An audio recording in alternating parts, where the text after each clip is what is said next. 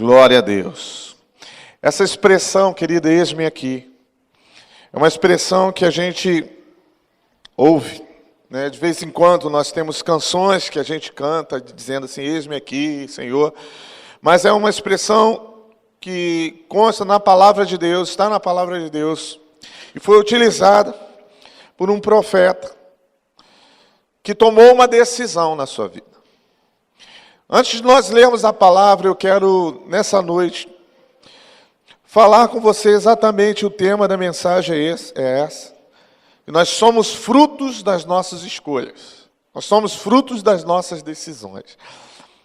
Tem gente que diz assim, não sei se você já ouviu, né? Tem gente que fala assim, né? Acho que tem até um livro, não sei se tem.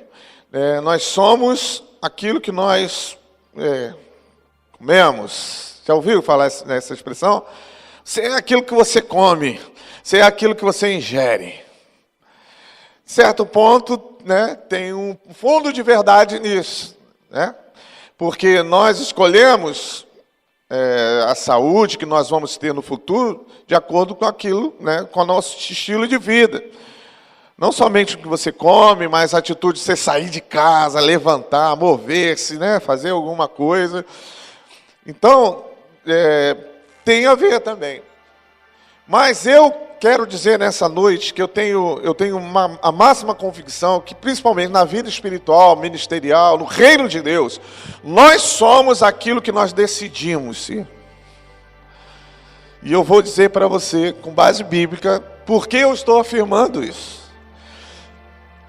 E a importância de você entender que a decisão que você toma ou tomou um dia, isso vai alavancar, vai levar você a lugares altos, vai levar você a ter experiências poderosas com o Senhor. A não ser que você desista ou volte atrás na sua decisão.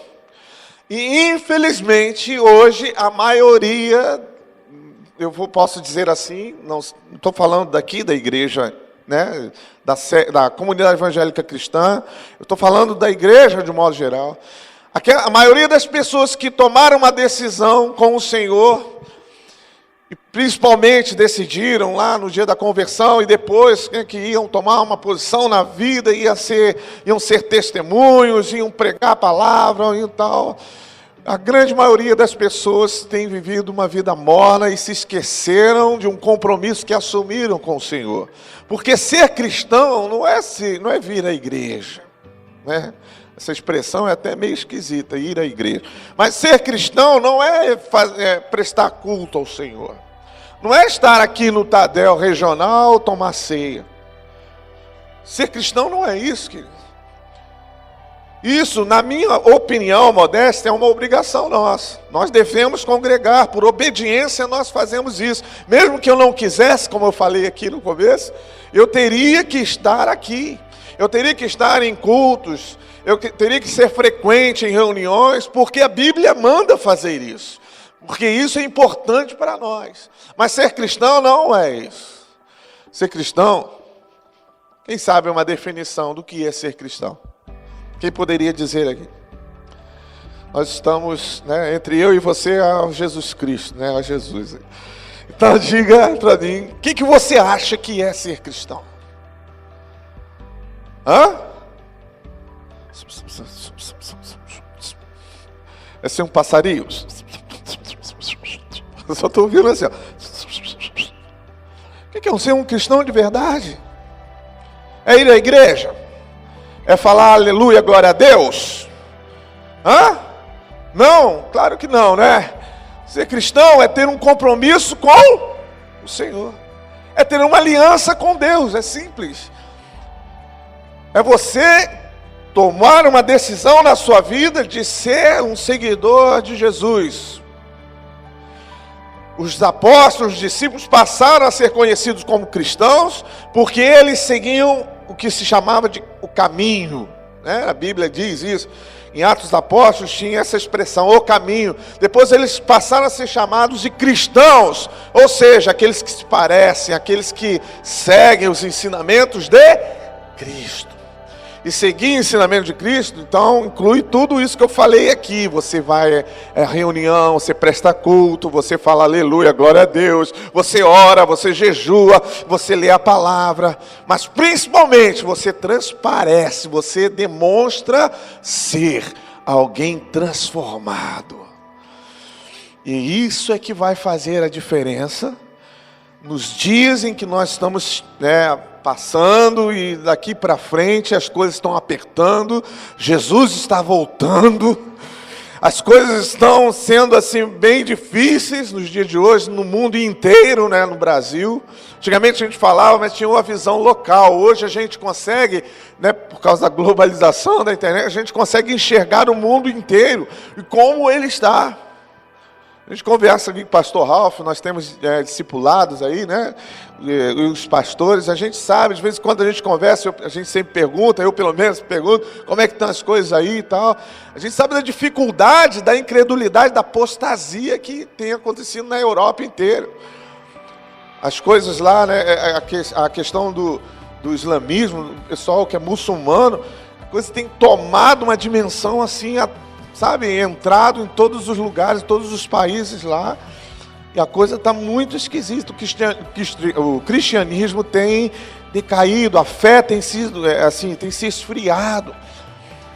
Mas eu creio que o poder da palavra de Deus e a decisão que nós tomamos, aliado ao compromisso que nós temos com o Senhor, vai trazer um avivamento do Senhor, em nome de Jesus, em nosso meio, amém? E eu quero ler com você. Primeiro, você pode abrir em 2 Crônicas, no capítulo 29, versículo 1. Mas antes disso, você pode abrir, deixa aberto. Aí usa o ministério da fitinha que você tem na sua Bíblia. Se você não tem a fitinha, você vai botar um cartão, você vai botar uma coisa e vai marcar essa página, tá? Segundo livro de Crônicas, no capítulo 29. Aí você marcou lá. E vai abrir em Isaías, no capítulo 6. Isaías, no capítulo 6.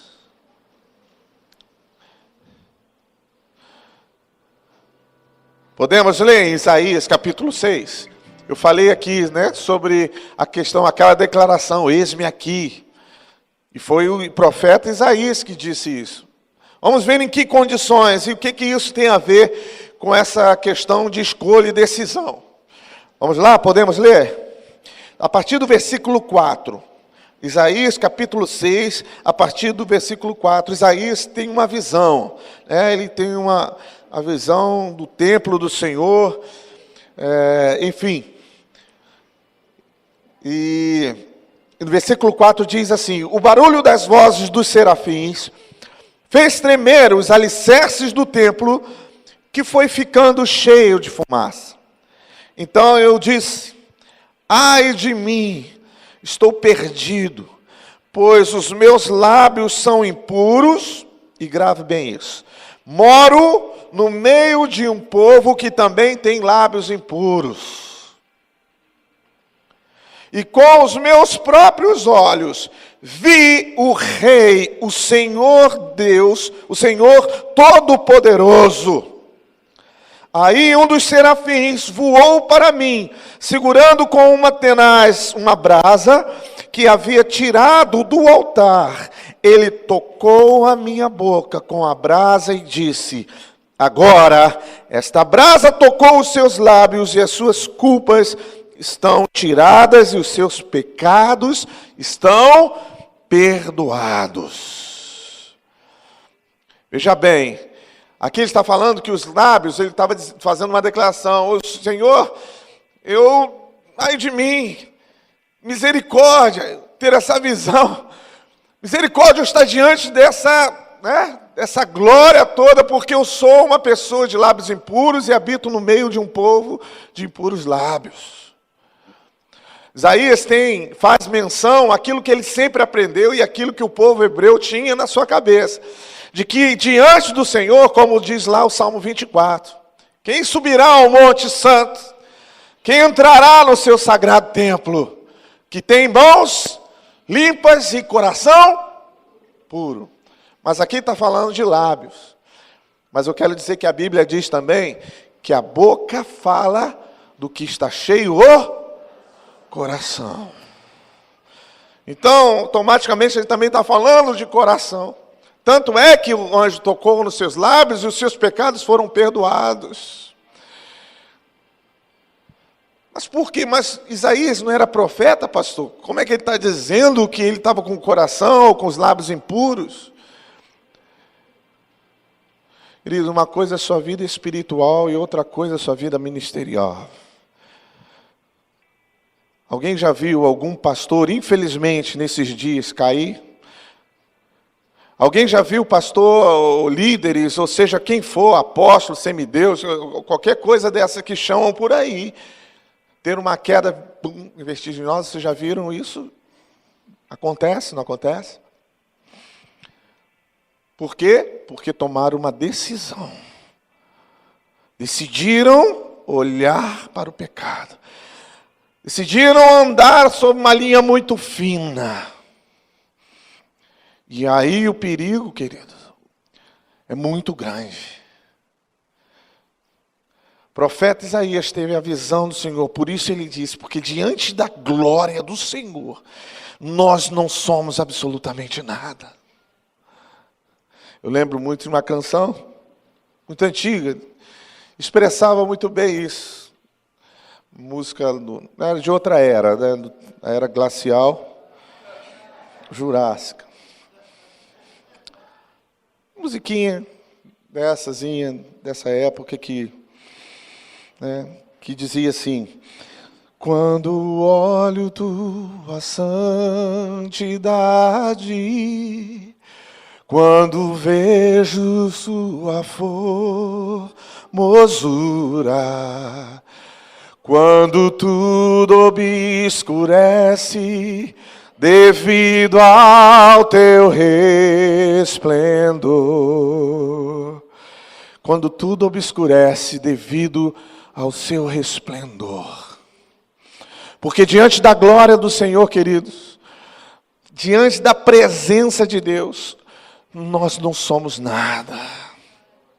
Aliás, ninguém é absolutamente nada. Mas a santidade de Deus, a glória de Deus e a misericórdia do Senhor, quiseram fazer de Isaías alguém diferente. Isaías tomou uma decisão. E a decisão que ele tomou depois de ser tocado pelaquela revelação, por aquele momento tão impactante na vida dele, teve uma revelação ali da glória de Deus, da presença do Senhor. Ele ouviu anjos ali, dizendo: Santo, Santo, Santo é o Senhor Todo-Poderoso, a sua presença gloriosa enche o mundo inteiro. Então ele teve um impacto com essa visão, com essa coisa tremenda e maravilhosa.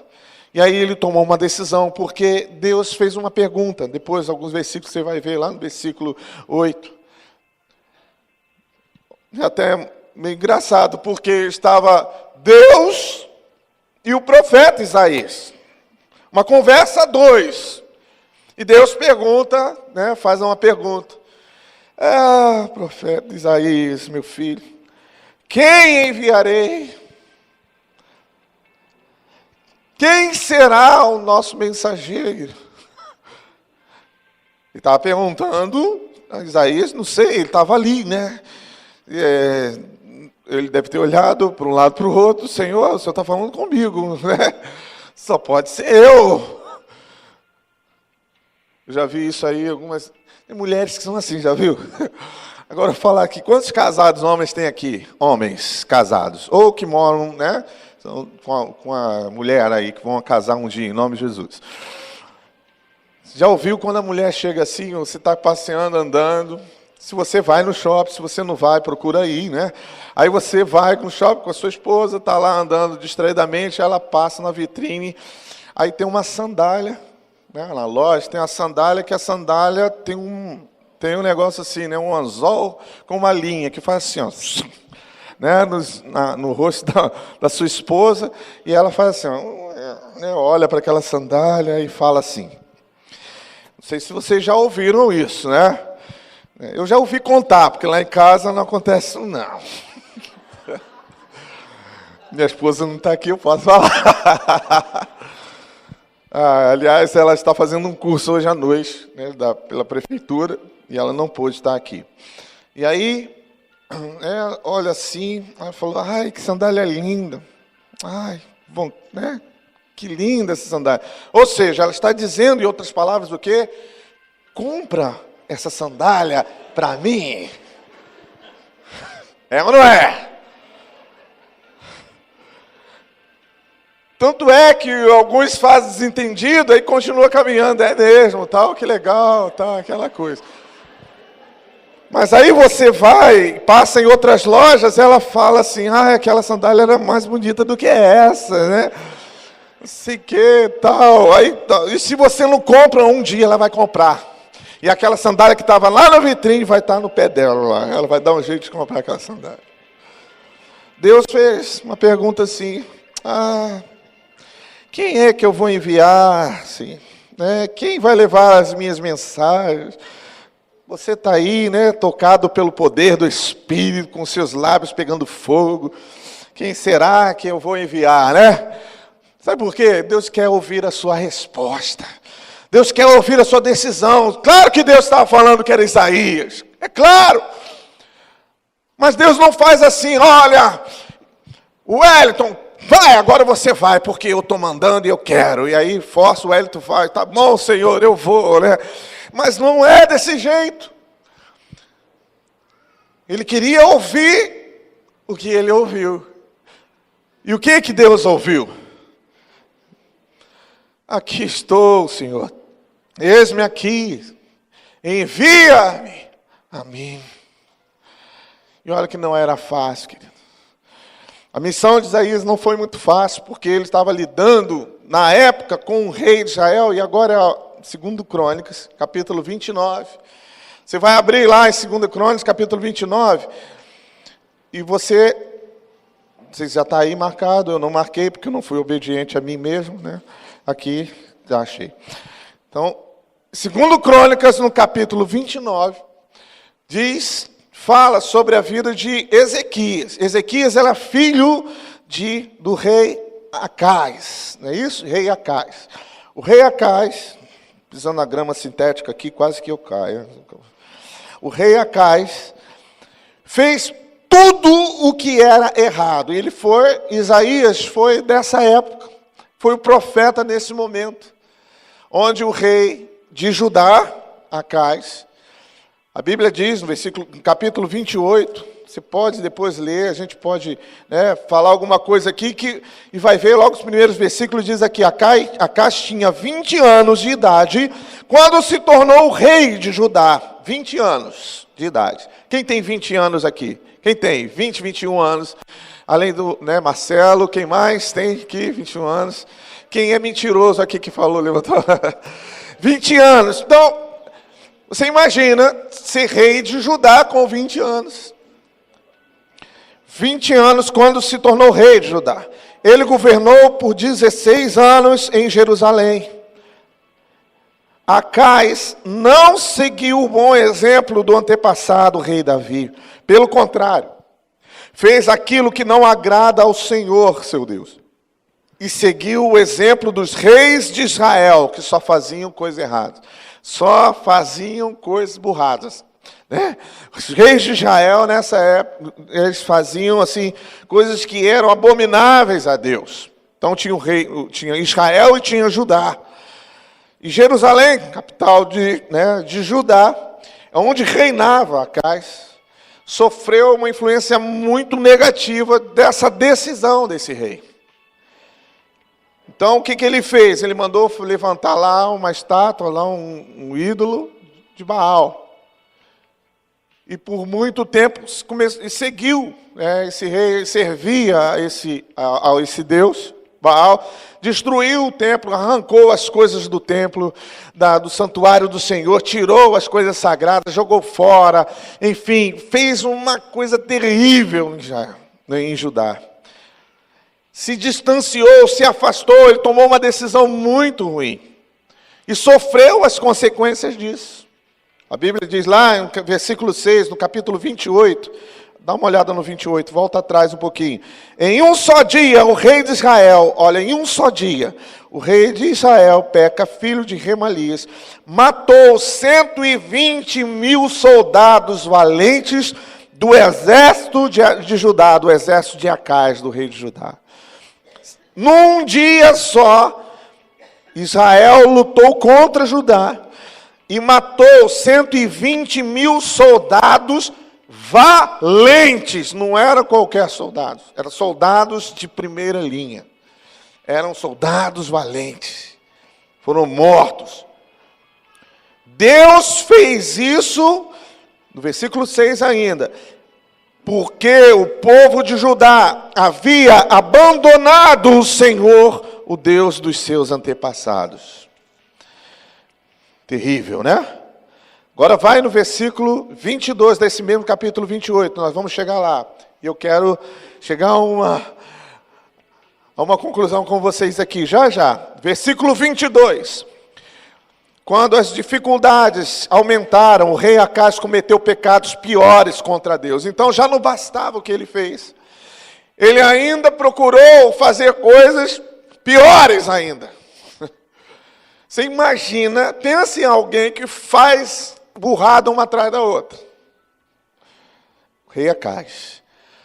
Um cara que só fazia coisa errada. Não acertava uma. E tudo contra o poder, contra a glória, contra a santidade de Deus. E ele era um rei de Judá. Lá no começo do capítulo 28, você não vai ler, mas a Bíblia diz que ele entregou os seus filhos a sacrifício. Os seus filhos a sacrifício. Para serem queimados e oferecidos a Baal, a outros deuses. Para você ter uma ideia, o homem era... Aqui, no versículo 22, aumentaram as dificuldades dele, cometeu pecados piores contra Deus, o Senhor. Acais era assim mesmo. Ofereceu sacrifícios aos deuses da Síria, mas estes mesmos deuses foram a causa da sua derrota. Ele disse, os deuses da Síria ajudaram os reis sírios, então eu vou lhe oferecer sacrifícios e eles me ajudarão também. Para quê? Eu não estou falando de decisões que nós tomamos. Eu já vi pessoas que chegam para mim e falam assim, poxa, quando eu não era cristão, eu fazia uma coisa assim, eu ganhava dinheiro, eu fazia isso, eu ganhava mais. Agora, depois que eu me converti, as coisas ficaram assim, assado, tal. Em outras palavras, quando eu servia a outros deuses, ao mundo, as coisas do mundo, eu era próspero. Quando eu comecei a servir a Deus, o Senhor, o Todo-Poderoso, eu comecei a passar necessidade. É isso. É isso que a pessoa diz. Eu não sei se já ouviu isso, ou se de repente já passou pela sua cabeça esse pensamento. Mas é duro, queridos. E sabe o que acontece? Muitas pessoas tomam uma decisão nesta hora. Poxa, se está dando certo com fulano, eu vou fazer o que o fulano está fazendo. Aí vai atrás do fulano, é a decisão que ela tomou. É aqui, a decisão de Acais. Ele pensou assim, se os deuses deles deram vitórias em tudo que eles estão fazendo, então eu vou servir também aos deuses dele. E esquecendo de tudo que ele tinha ouvido falar dos seus antepassados, porque era rei, porque era filho de rei. Dos seus antepassados, da história de como Deus, o Deus poderoso, agia em Israel. Mas na hora de tomar uma decisão, e às vezes as pessoas estão cercadas, às vezes estão pressionadas, e aí acabam tomando decisões precipitadas. A gente vê muitos jovens tomando decisão precipitadas. Com um pastor, e os pastores são, podem onde concordar comigo. Como a gente vê adolescentes jovens tomando decisões precipitadas. Eu não sei o que vai na cabeça de muitos deles, de acharem que, a pessoa que tem mais idade, eu já fui jovem, eu já pensei nisso também, de acharem que eles são sabedores de grande parte de todas as coisas que estão acontecendo hoje, e os que são mais velhos estão alijados do conhecimento do mundo de hoje. Está arriscado um dia, né, o pai aí, a mãe sentar com o filho para conversar, né, querido, eu quero conversar, o filho de 12 anos lá, senta aí, querido, nós precisamos conversar. Aí o filho senta lá e pergunta, sim, pai, pode falar, o que o senhor tem dúvida? Um dia vai acontecer isso. Por quê? Porque o mundo tem acelerado o conhecimento das pessoas e né, infelizmente, muitos se acham. Essa é a verdade, queridos. Não estou humilhando ninguém, não estou falando nada de adolescentes jovens, eu amo. Né? Eu estou só constatando algo que acontece. E às vezes, e muitas dessas vezes, decisões precipitadas acontecem aos montes, nessa faixa etária. Também acontece com velhos, com idosos, com adultos, mas muito nessa idade. Por quê? Porque estão se guiando pelo aquilo que vem. Mas o coração, queridos, a palavra de Deus precisa estar lá dentro. E quando nós estamos na dúvida, é onde, né, oh meu Deus, onde virá o meu socorro? Meu socorro vem do Senhor que fez os céus e a terra. E aí você vai buscar nele ajuda. Você vai buscar no Senhor a saída da sua vida. É muito mais fácil tomar uma outra decisão? É. Muitas vezes é. É mais rápido? É. É mais tudo que parece ser bom. Mas o certo é aqui. Esse é o problema. Aqui é mais rápido, aqui é melhor, aqui é mais fácil, aqui é tudo. Mas não é o certo. A decisão que deve ser tomada, querido, que nós precisamos tomar, tem que ser embasada na palavra. Tem que ser debaixo de revelação. E como isso acontece? Orando, buscando ao Senhor, estando debaixo, submetendo a poderosa mão dEle, estando ali ciente, lendo a palavra, se aproximando dela. Oh, queridos, como eu sinto falta, de ter aqueles momentos de adoração e louvor profundos. Estou falando de louvor de hoje e de amanhã, né? Não estou falando nada da equipe de louvor aqui não, é uma benção. Os irmãos Rafael sabe o que eu estou falando, né? Ele estava aqui ministrando, que ele me conhece. Como eu desejo ardentemente cheguemos a um ponto mesmo de nos render. E um dia eu estou preparando por orientação da pastora, eu tenho já pesquisado e feito isso, por conhecimento, por tudo, né, de que a gente adquiriu durante todo esse tempo, né, ministrando louvor, adoração. Então há uma palavra no meu coração para aplicar para os músicos, para os adoradores, nós vamos fazer isso em breve, para todos da comunidade, e que vai falar, né, do caminho que deve ser perseguido pelo adorador até chegar ao Santo dos Santos. A figura do tabernáculo, ela fala muito, e isso está esquecida no meio da igreja. As pessoas não entendem o que é santíssimo lugar, o que significa adoração profunda e debaixo de revelação. Nós precisamos aprender isso. Nós precisamos tomar uma decisão na nossa vida de ir mais longe, de ir mais fundo. O profeta teve uma visão de que havia água, um rio, mas o rio tinha escalas de profundidade. Aonde você quer chegar? É a decisão que você vai tomar. Você vai querer ser um cristão que tem água nos artelhos, né? Nas dobras ali do pé, na altura do pé, nos joelhos. Você quer ter águas aqui nos lombos, você ainda consegue andar com as pernas próprias, é perigoso até, né? Você pode tomar, né, as suas próprias decisões ainda assim, né? Ou você quer se deixar levar pelas águas do Senhor e aonde não dá mais pé e você só deixa ser levado pelo vento do Espírito pelas águas do Senhor. É lá que você quer, amém, queridos? Se você tomar essa decisão, você está dizendo para o Senhor: Senhor, eis-me aqui, envia-me a mim. Quando é que nós vamos chegar lá? Até quando você vai continuar levando, ou nós vamos continuar levando essa vida de ser crentes? Ou cristãos de verdade. Ezequias era o filho do rei Acais. Eu já estou concluindo. Capítulo 29 do livro de Crônicas, 2 Crônicas, fala de Ezequias. E eu fiquei intrigado, porque lá no começo do capítulo 28 eu falei, está escrito lá, que o rei Acais, ele entregou os seus filhos ao sacrifício. Mas Ezequias sobrou. Por alguma coisa aconteceu lá, né? Que ele não foi sacrificado. Afinal, talvez o rei tenha pensado, eu vou ter que deixar um herdeiro. Então vai ficar Ezequias.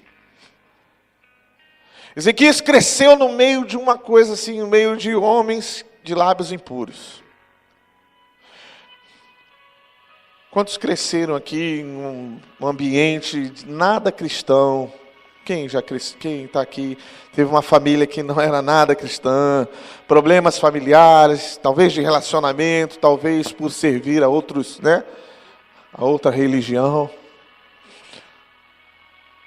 Não importa. Ezequias estava ali, no meio tinha um pai idólatra. Tinha um pai que fazia só coisa errada, não tinha, um exemplo nenhum referencial para que ele fosse o que ele foi. Mas ele tomou uma decisão na vida dele. Ele escolheu, vamos lá, versículo 1. Ezequias tinha 25 anos de idade, quando se tornou rei de Judá. Isso significa que o seu pai morreu. Acais morreu. O versículo anterior fala que ele morreu e não foi nem sepultado no túmulo dos reis de Israel. Você tem ideia de tamanha coisa, tantas coisas erradas que ele fez. Mas Ezequias começou a reinar com 25 anos de idade. Ele governou 29 anos em Jerusalém. A sua mãe se chamava Abia e era filha de Zacarias. Seguindo o exemplo do seu antepassado, o rei Davi, Ezequias fez aquilo que agrada a Deus, o Senhor. Qual o referencial que Ezequias tomou para si? Qual o exemplo que ele decidiu seguir? Davi, o rei Davi. Nada mais, nada menos que o homem segundo o coração de Deus. Mas ele tinha um referencial próprio, perto do seu pai. Ele poderia ter feito as mesmas coisas porque o seu pai ensinou assim. Mas ele ouviu falar de Deus. Certamente alguém falou do poder de Deus para ele. Ele cresceu entre dois senhores. Mas um dia ele foi rei e teve que decidir. Eu continuo fazendo tudo que o meu papai querido fez, amado fez, ou eu rompo com esse negócio porque eu estou atraindo a ira de Deus, do Deus de Israel, do Deus de Isaac, Deus de Jacó, Deus de Abraão, Isaac e Jacó. Ou eu tomo uma decisão de seguir arduamente um caminho diferente do meu pai, mas vou restaurar tudo. E ele tomou a decisão ali naquela hora. E os versículos que se seguem começam a dizer o que Ezequias fez, qual a atitude que ele começou a tomar quando ele decidiu algo na sua vida. Queridos, olha só, e a decisão que ele tomou valeu para a vida dele toda. Lá no final ele teve um problema de enfermidade. Rogou ao Senhor e o Senhor ouviu a sua oração e ele teve mais alguns dias de vida, mais uns anos de vida. Mas ele fez, segundo a Bíblia, aquilo que agradava aos olhos do Senhor. Tanto que, eu vou pular, por causa da hora também, nesse capítulo aqui fala que ele restaurou o templo do Senhor, restaurou aqui, veja lá no versículo 7, fecharam os portões do templo, apagaram as lamparinas e deixaram de queimar incenso, de oferecer ao Deus de Israel sacrifício, que costumavam ser completamente queimados no altar que ficava em frente do templo. Então isso tudo foi feito pelo seu pai. Eu vou repetir, não sei se a sua tradução está igual, mas essa aqui está assim. Fecharam os portões do templo.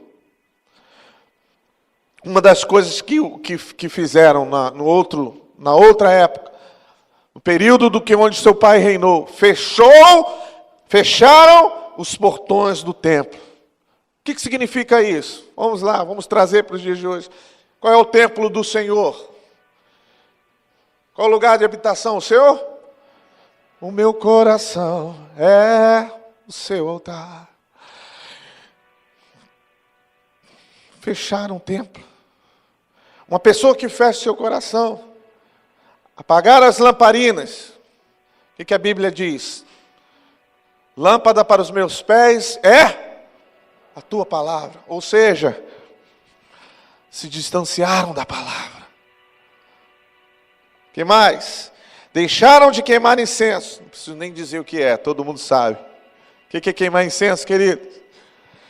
Oração e adoração, né? Que é oferecer a Deus sacrifícios que costumavam ser completamente queimados no altar.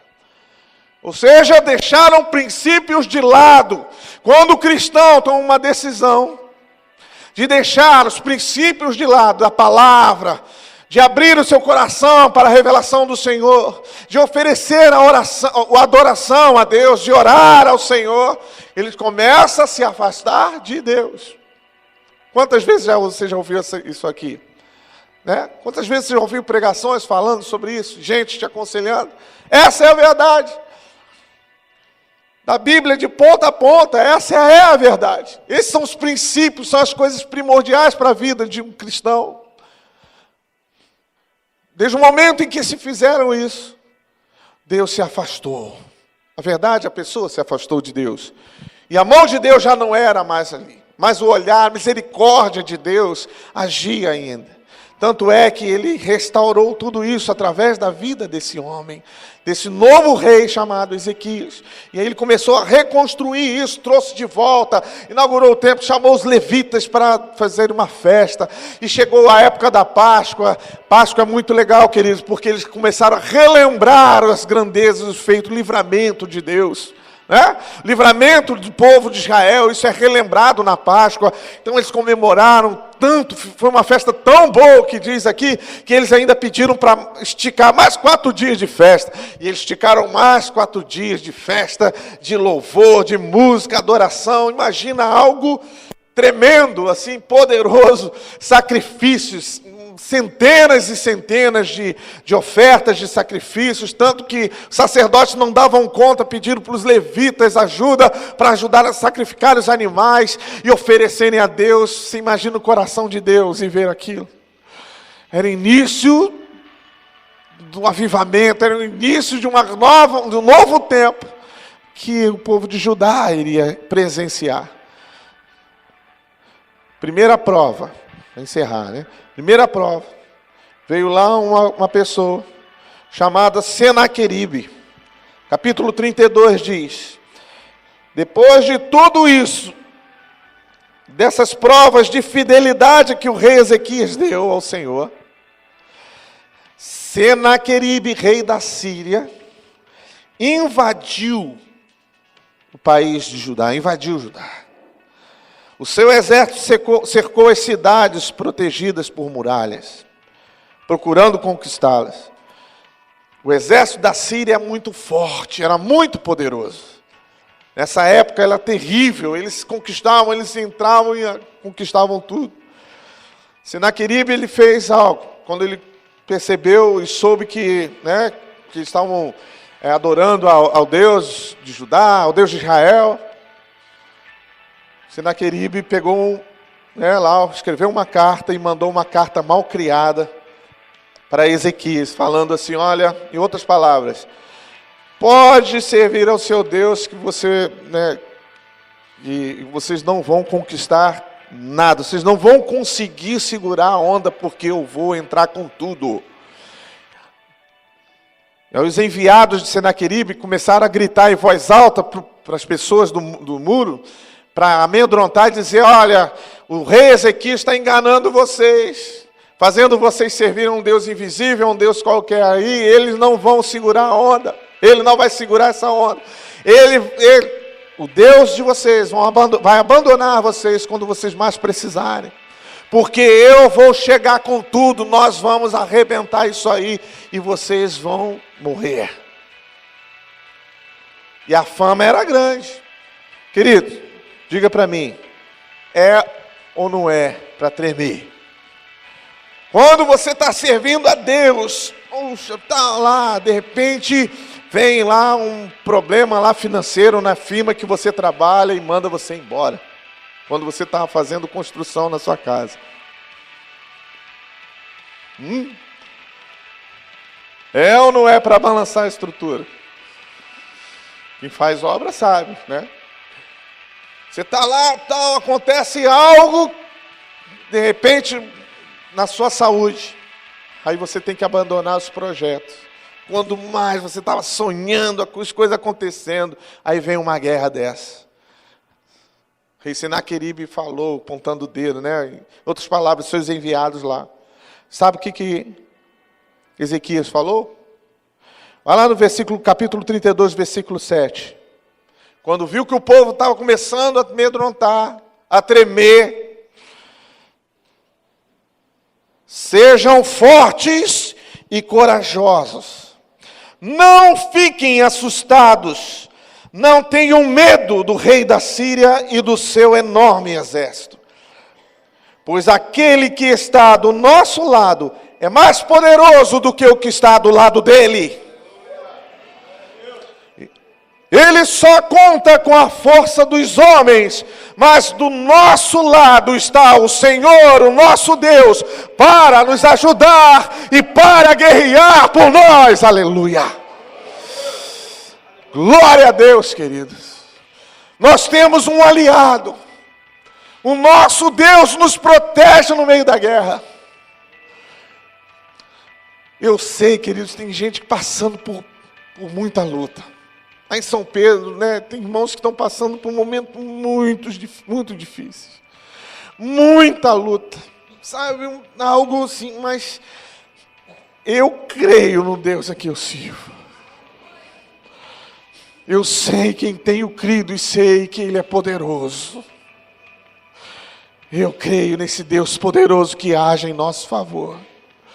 Quando nós propusemos em colocar o nosso coração diante dEle, Ele faz por nós. Ele manda a gente fazer, mas quando nós não temos força, Ele faz. Quando nós não podemos suportar, Ele age por nós.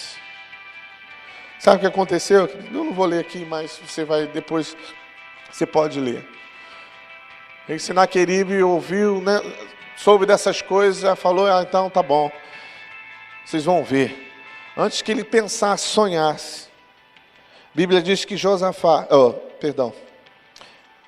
Ezequias dobrou seu joelho junto com o profeta Isaías. Começaram a orar, e oraram.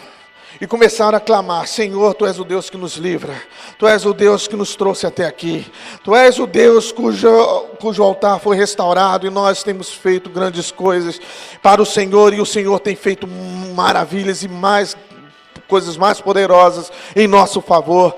Nós cremos nesse Deus que age. Eles começaram a falar, começaram a declarar o poder de Deus, falar da grandeza do Senhor, adorar ao Senhor. E a Bíblia diz que Deus chamou o seu exército de um anjo. Um anjo. Deus queria mostrar algo, querido. Não brinca com ele. Deus estava dizendo, não brinca comigo. Eu vou mandar um anjo só. Para acabar, qual é o exército que é mais poderoso da terra ou da Síria? Um anjo só. Ele mandou um anjo que detonou, que acabou com todos os guerreiros do exército da Síria. Eu falo os guerreiros, lembra que eu li, né, que Deus permitiu com que Israel matasse todos os valentes do exército de Judá? Deus com um anjo acabou com todos os guerreiros, porque a Bíblia diz que os covardes fugiram correndo. Eles não estavam entendendo por que eles estão morrendo, o que está acontecendo. Eles só estavam vendo gente caindo, soldado guerreiro caindo. Caía um ali, caía um para cá. Eu imagino, querido anjo, passando espada em um e outro. Tá.